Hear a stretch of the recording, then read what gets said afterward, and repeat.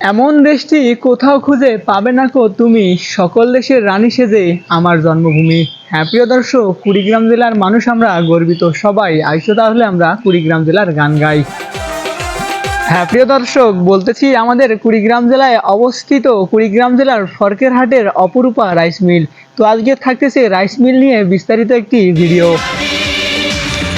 হ্যাঁ প্রিয় দর্শক, বর্তমানে এই অনলাইনের যুগে কেউ বা ঘরে, কেউ বা বাইরে, আবার কেউ বা দেশে, কেউ বা প্রবাসী, যে যেখান থেকে আমার ভিডিও দেখতেছেন সকলকে জানাই সাদর সম্ভাষণ।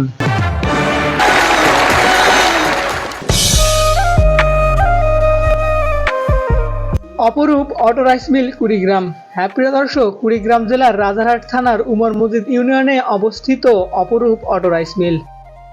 রাজারহাট উপজেলায় ফরকেরহাটের উমর মসজিদ ইউনিয়নে 2016 সালে প্রতিষ্ঠিত হয় এই কারখানাটি। এখানে প্রায় 200 জন শ্রমিক কাজ করে।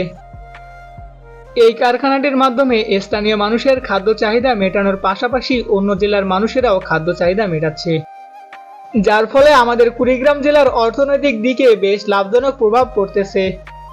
এই রাইস মিলটি তৈরি করার প্রায় 8 বছর হয়ে গেলেও এখন পর্যন্ত কোনো খারাপ দিক কারোর চোখে পড়েনি। এখানে তৈরি করা সকল খাদ্যই মানসম্মত ও স্বাস্থ্যকর। এই রাইস মিলে বিক্রি করা চালের বস্তা অন্যান্য প্রতিষ্ঠানের তুলনায় স্বল্প মূল্য। বর্তমানে আমাদের কুড়িগ্রাম জেলায় এরকম অটো রাইস মিলের সংখ্যা প্রায় 30টি। বিশ্বের জনসংখ্যার একটি উল্লেখযোগ্য অংশের জন্য ভাত একটি প্রধান খাদ্য। যেখানে বাংলাদেশ হলো কৃষি প্রধান দেশ, সেখানে কৃষি একটি প্রাথমিক পেশা, আর চালের চাহিদা শিল্পগুলির মধ্যে উচ্চ। তাই বলা যায় কুড়িগ্রাম জেলার অটো রাইস মিলগুলো অর্থনৈতিক দিক দিয়ে বেশ লাভজনক।